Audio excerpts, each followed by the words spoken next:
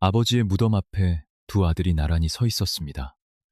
한 사람은 약속 안에서 자란 아들이었고, 다른 한 사람은 그 약속 밖으로 밀려났다고 느꼈던 아들이었습니다. 바람이 불었고, 모래가 흩날렸고, 두 사람은 말없이 그 앞에 섰습니다. 그런데 지금 밀려났던 그 아들의 손이 떨리고 있었습니다. 수십 년 전 새벽, 그는 빵 한 덩이와 물 한 가죽 부대만 손에 쥔 채 사막으로 걸어 들어갔던 사람이었습니다. 아버지의 집에서 문을 닫고 나온 그 새벽, 그는 뒤를 돌아보지 않았습니다. 돌아보는 순간 무너질 것 같았기 때문입니다. 그가 아버지에게 버려졌다고 느꼈던 그 사람이 지금 아버지의 무덤 앞에서 눈물을 흘리고 있었습니다.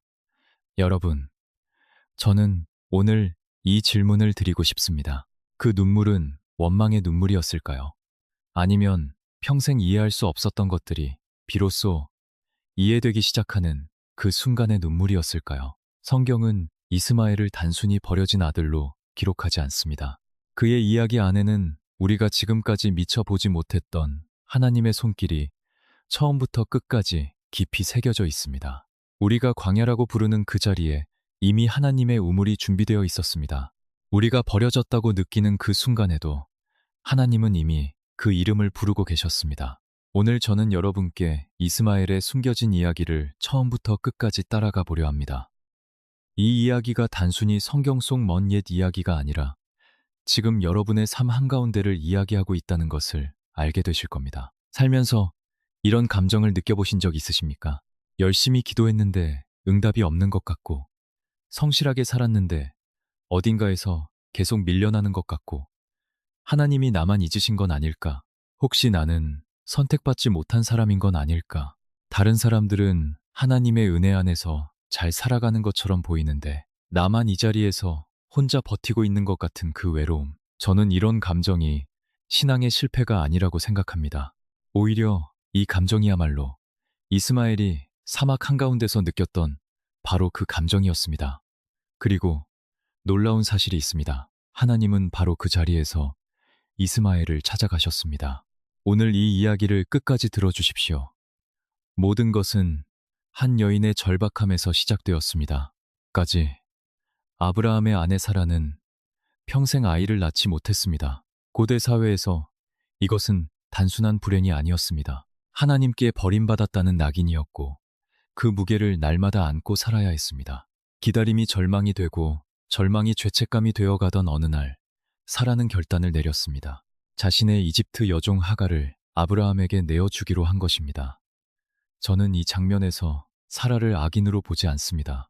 그녀는 하나님의 약속을 자기 손으로 이루려 했던 너무나 인간적인 여인이었습니다.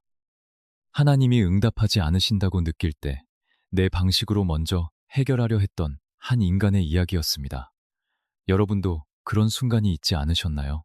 기다려도 아무것도 바뀌지 않는 것 같아서 내가 먼저 움직여야 할 것 같았던 그 순간, 사라가 바로 그 자리에 있었습니다. 그리고 그 한 번의 절박한 선택이 이후 수천 년의 역사를 바꾸는 씨앗이 되었습니다. 성경 전체를 통틀어 하나님의 천사가 이름을 불러 말을 건넨 첫 번째 인물이 누구인지 아십니까? 족장이 아니었습니다.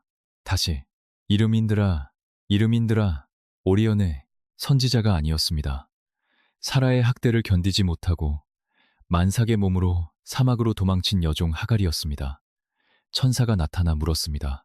사라의 여종 하갈아, 네가 어디서 왔으며 어디로 가느냐? 하나님은 모르셔서 물으신 것이 아니었습니다. 모든 것을 아시면서도 물으신 것이었습니다. 그것은 신문이 아니었습니다. 내가 너를 보고 있다는, 내가 너를 발견했다는 선언이었습니다. 아무도 보지 않는다고 생각했던 그 사막 한가운데서 하나님은 이미 그 자리에 계셨습니다. 천사는 약속을 전했습니다. 네가 임신하였으니 아들을 낳으리라. 그 이름을 이스마엘이라 하라. 이는 여호와께서 내 고통을 들으셨음이니라. 이스마엘, 하나님이 들으셨다. 이 이름 자체가 이미 하나님의 응답이었습니다. 아이가 태어나기도 전에 아직 이름도 없던 그 아이의 이름 속에 하나님은 이미 자신의 마음을 새겨두셨습니다. 버려진 여종의 울부짖음을 하나님이 들으셨다면 지금 이 자리에서 여러분이 올려드리는 기도도 반드시 들으시고 계실 것입니다. 많은 사람들이 이스마엘을 처음부터 밀려난 아들로 기억합니다. 하지만 그것은 사실이 아닙니다. 이스마엘은 아브라함의 무릎에서 13해를 자랐습니다. 아버지에게 유목민의 삶을 배웠고, 하나님을 경배하는 법을 배웠고, 가족을 지키는 법을 배웠습니다. 하나님께서 아브라함에게 할례의 언약을 주셨을 때 이스마엘도 그 자리에서 언약의 표를 받았습니다. 하나님은 이스마엘을 언약의 울타리 밖으로 밀어내지 않으셨습니다. 여기서 중요한 구분이 있습니다. 축복과 언약은 다릅니다. 이스마엘은 언약의 계승자는 아니었지만 하나님의 손밖에 있었던 것은 아니었습니다. 그 길이 이삭의 길과 달랐을 뿐입니다. 이삭의 길과 이삭의 길과 여러분의 길이 다른 누군가의 길과 달라 보인다고 해서 그 길이 하나님의 손밖에 있다는 의미가 아닙니다. 하나님은 한 가지 방식으로만 일하시는 분이 아닙니다. 하나님은 하나님의 손밖에 있다. 이삭이 태어난 날 이후 이스마엘의 세계가 흔들리기 시작했습니다. 이삭의 젖을 떼는 잔치에서 이스마엘은 이삭을 희롱했고 사라는 즉시 아브라함에게 요구했습니다. 이 여종과 그 아들을 내쫓으라고. 성경은 아브라함이 그 일로 매우 근심하였다고 기록합니다. 그는 이스마엘을 버리고 싶지 않았습니다. 그는 아버지였습니다. 새벽이 밝아왔을 때 아브라함은 빵과 물 한 가죽 부대를 챙겼습니다. 수십 년을 함께 살아온 아들에게 그것이 아버지가 줄 수 있는 전부였습니다. 브엘세바 사막에서 결국 물이 떨어졌습니다. 이스마엘이 뜨거운 모래 위에 쓰러졌고 하갈은 아들이 죽어가는 것을 볼 수가 없어 얼굴을 가리며 울었습니다. 그 울음이 아무도 듣지 않는 사막에서 하늘을 향해 올라갔습니다. 그때 하늘에서 소리가 들렸습니다. 두려워하지 말라. 하나님이 저기 있는 아이의 소리를 들으셨느니라.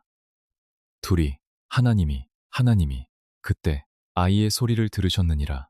하나님이 하갈의 눈을 밝히시자 거기 우물이 있었습니다. 이것이 이 장면의 핵심입니다. 없던 우물이 새로 생긴 것이 아니었습니다. 이미 거기 있었던 겁니다. 하갈이 포기하고 고개를 돌린 그 순간에도 우물은 이미 그 자리에 있었습니다. 우물은 이미 그 자리에 있었습니다. 아늘이 아니라서 단월에 대어 하나님이 하갈의 눈을 열어주셨을 때 그녀가 비로소 볼 수 있게 된 것이었습니다. 여러분, 잠깐 여기서 멈추고 싶습니다. 지금 여러분의 삶에서 하나님이 나를 잊으신 건 아닐까 싶었던 순간이 있으셨습니까?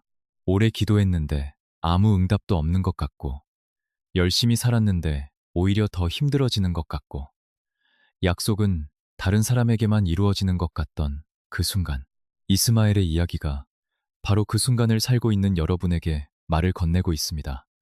조금만 더 들어주십시오. 아만을 하나님은 우리가 포기하기 전부터 이미 준비해두고 계셨습니다.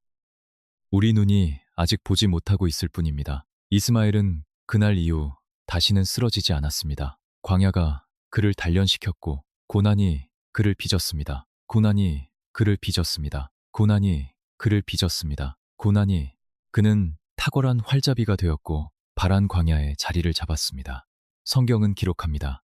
하나님이 그와 함께 하셨더라. 쫓겨난 아들에 대한 기록이 이것이었습니다. 하나님이 그와 함께 하셨더라.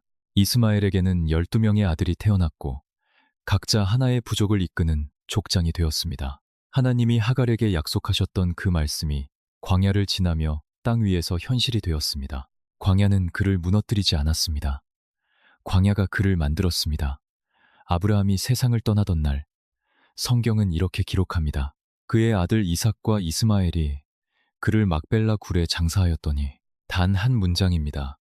하지만 이 한 문장에 담긴 무게가 얼마나 큰지요. 일원고 수십 년 전 빵 한 덩이를 들고 사막으로 걸어 들어갔던 그 사람이 아버지의 무덤 앞에서 동생과 나란히 섰습니다. 쫓겨났던 아들이 아버지를 장사하는 그 자리에 형제로서 함께 있었습니다. 이것이 하나님의 방식입니다. 저는 오늘 이 이야기에서 하나의 진리를 발견했습니다. 하나님은 두 아들을 다른 길로 보내셨지만 두 길 모두 하나님의 손 안에 있었습니다. 이삭은 약속의 길로, 이스마엘은 광야의 길로, 그 길은 달랐습니다. 하지만 마지막 순간, 하나님은 두 아들을 같은 자리에 세우셨습니다. 이스마엘이 흘린 눈물이 어디서 왔는지 이제 아시겠습니까? 그것은 원망의 눈물이 아니었습니다. 평생 이해하지 못했던 것들이 아버지의 무덤 앞에서 비로소 이해되기 시작하는 순간의 눈물이었습니다. 하나님이 그 모든 시간 속에 계셨다는 것을 깨닫는 순간의 눈물이었습니다. 이스마엘이라는 이름을 다시 한번 생각해 보십시오. 하나님이 들으셨다. 이 이름은 이스마엘 한 사람의 이름이 아니었습니다. 이 광야에서 울었던 모든 사람들을 향한 하나님의 선언이었습니다. 아무도 듣지 않는다고 느꼈던 모든 사람들을 향한 하나님의 응답이었습니다. 하나님은 약속 안에 있는 자도 광야를 걷는 자도 모두 손안에 두시는 분입니다. 성경은 이스마엘을 잊혀진 아들로 기록하지 않았습니다. 하나님이 보셨고 하나님이 들으셨고 하나님이 함께 하셨다고 기록합니다. 그 하나님이 오늘 이 자리에서 여러분의 이름도 부르고 계십니다.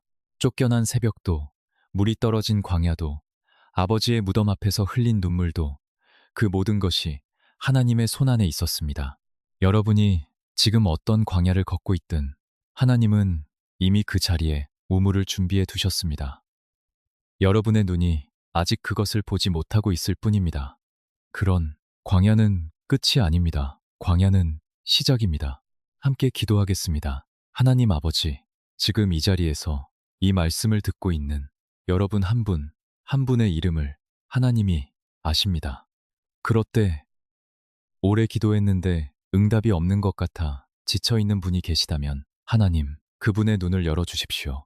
이미 준비해 두신 그 우물을 볼 수 있도록 광야를 걸으며 혼자라고 느끼는 분이 계시다면 오늘 이스마엘에게 찾아가셨던 그 하나님이 지금 이 순간도 함께 하심을 고백할 수 있는 믿음을 주십시오. 하나님이 들으셨다. 이스마엘의 이름처럼 오늘 여러분의 기도도 하나님이 들으셨음을 믿습니다. 예수님의 이름으로 기도합니다. 아멘.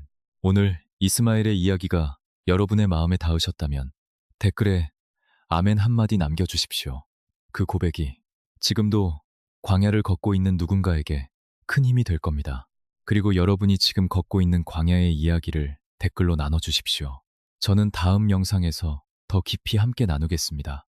구독과 좋아요를 부탁드립니다. 덕과 지금유는 고비를 감사합니다.